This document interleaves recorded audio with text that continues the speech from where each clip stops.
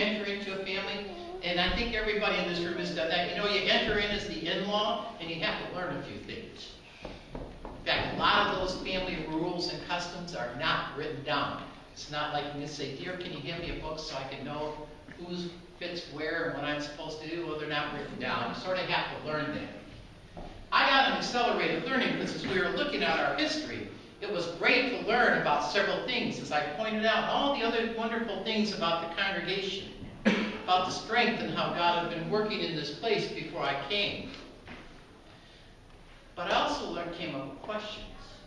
I couldn't understand some of the decisions. Why we could do some things, but why we could not do others. For example, we could invite back. It was okay to invite some people back, former members, to have sort of a homecoming, but it wasn't okay to invite back all the pastors and the vicars that had been here. That sort of puzzled me. I didn't quite understand that. Of course, if you've ever put together a family party or a neighborhood party, or you put together a reunion, and there's some people you don't want to invite back. And there's some people you just assume they don't show up. Because they were so helpful to me. For you see, a number of those clergy spouses and children came back and they told stories. These wonderful clergy who left the best of the glory days behind came back and they started hanging out some of the family. And they started telling some of the stories that they're not in the history book. Because they weren't so proud, they weren't so glorious. When we talk about living with friends, and Jesus talks about abiding in his love, I think that includes both the good and the bad. But I've learned from that.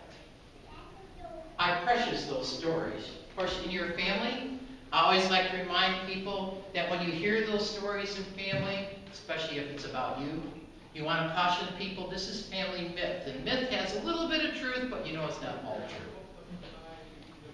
But there is a great deal to be learned from your experience and the experience of others.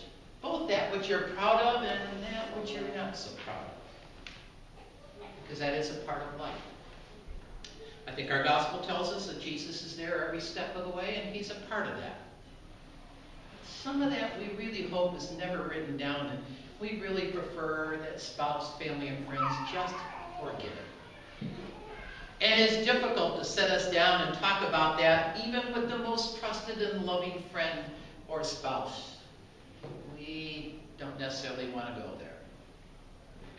But we have to. So when I was thinking back of the things that I learned and some of the stories about them, there were so many things. And I began to realize I don't think ever a month or a week went by that I didn't learn something from you and about that, including some of those hard lessons. Dr. Peter Stinky always quotes that your greatest learning that God puts into your life comes from your enemies. It's your enemies who have the most to teach you about yourself. Your friends and those who love you are a little soft. Those enemies pretty quickly point out who you are and who you are not, and what you are and what you are not about. And if you listen carefully and step back, you don't want to live with them, and you don't want to spend all day with them, but they have something to teach you. If you'll just see and you'll just listen. And I thought back to two comforting things in today's text. Jesus never picks us out from this world. And Jesus never shields us from all the other things, but he walks with us as a friend, as the confidant who helps us learn and helps us be. Let me give one story to recount. One of my favorite things is dealing with children's sermons. I didn't grow up with that. That wasn't in my parish. And I really didn't encounter that until I was in seminary. I fell in love with it almost immediately. My very first one, by the way, I'm going to repeat that first children's sermon on the 31st, May 31st at the 9 o'clock service. I was pretty lucky that it went well, to be honest. remember we used to do puppets here. Some of you may remember that, may not. And in this one series, we brought the kids up, and the puppet and I were talking about, the theme was about how God nourishes us and how we have to care. And we took a tree, I think it was one of these trees, and we put it right up front, and we talked about that if we didn't water that tree and we didn't put it out in the sunlight, that the tree wouldn't grow. And I was sad about that. And as the script went, I was fearful that it was going to die, that it wouldn't be cared for. But we got back to the nourishing part, talked about God nourishing, went well, and the kids were dismissed to Sunday school. And I remember one guy, I think he was about 3 or 4 at the time, when I was sitting on the floor, he was about looking me in the eye. And he walked over and he patted me on the shoulder and he said, "Pastor, don't worry. It's a plastic tree. It's not going to die." And I thought about the way that God nourishes us in most unexpected ways. The job of the children's sermon is to communicate God's gospel to the children. Of course, all the adults are listening, and I'm aware of that, but I'm also ministered to. How much I get to learn from those experiences, and that's a part of it. So I told other stories, and I told people, when I began thinking about this was one of the easiest sermons to write, except this is the one that may never end. Because as I said, I think every week, almost every day, I can look back and give thanks to God for the things that you and others before you have taught me and what we share. I think that's the way it is. When God talks about abiding in my love and living in that we begin to understand what it means to have Christ with us. Not only ministering to us, but often at the same time. For example, in all healthy relationships, and think about this in your own life, in your own relationships. You get as much as you give. I have certainly received much more than I've given in terms of that ministry and that learning. So that's the good and the bad. To the ugly. I thought about going back to where this began. I think we got a picture for that one. One of the kindest things ever said, one of the reasons that I'm an ordained pastor, is I was called an old shoe. It goes like this. Came to the end of seminary and connected with my internship supervisor. He left my internship while I was there to take a new call. When he went to the new call, the leader said to him, "We've had these bad experiences with assistant pastors. They've been disaster for everybody and everything. So we don't care. We're growing and we're getting bigger. We understand we need other staff. So you can have any kind of staff you want. We don't care if it's a parish nurse, if it's a youth worker, if it's a parish administrator, we don't care, but you may not ever have a second column. We will never have another assistant." And he heard the stories, the stories, the stories. He said, "Can I have a student, an intern, a vicar?" And he said, "That's good enough. They can't stay, but they can be out here to learn for a year. That's fine." As things worked out, that's another story. I took that position. And as soon as I got there, things fell apart. My very first Sunday, Saturday night, 10:30, the pastor calls up and says, "Hey, how would you feel about doing," and he went step by step, and I realized I was doing the whole service. I was supposed to preach.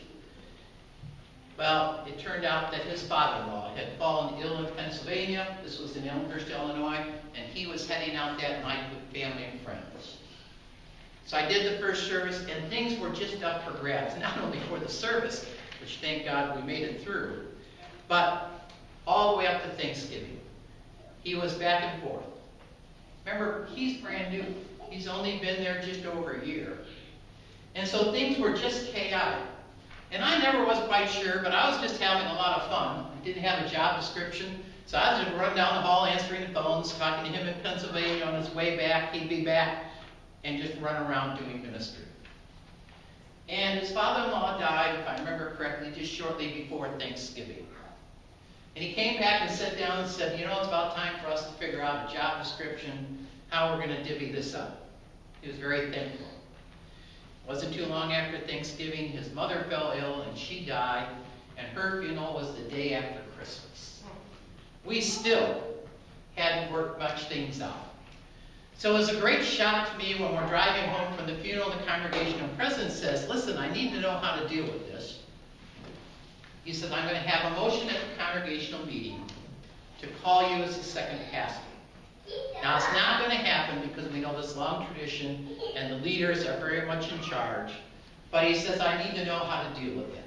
What would be the protocol? What would be the procedures? And when the senior pastor and I got together, we both sort of laughed, and he said, you know, what compliment? They've said never again, but there's at least a few people who are going to stand up and say that this would be okay. One of those leaders was Jack Anderson. Jack was vice president of insurance underwriter. They underwrote insurance for like oil refineries. Their cheapest insurance policy was $1 million deductible, and then Jack dealt with the big ones. And Jack stood up and said, you know, I had problems with Mary, his wife.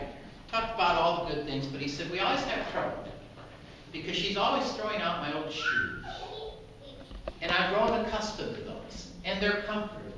And he said, more than once I've had to fish them out of the garbage can, and he went on for a little bit, had everybody wondering what was going on. And Jack said, you know, I was one of the leaders who said, never again a second pastor.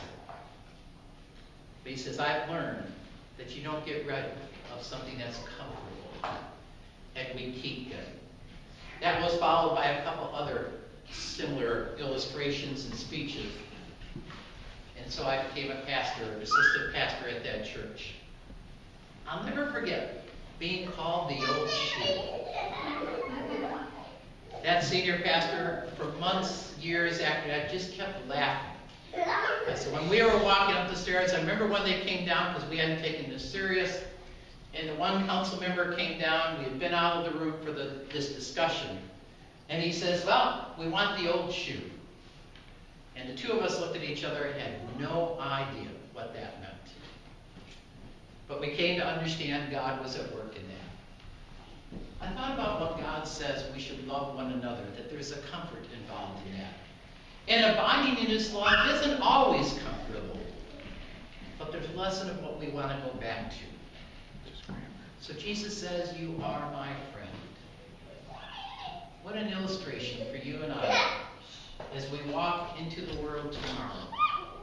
And we celebrate now in bread and wine of communion Jesus' presence with us.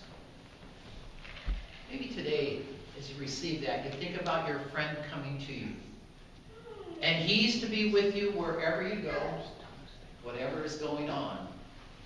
Not only to love you with the gift of forgiveness and eternal life, but you might learn more about God's love each day.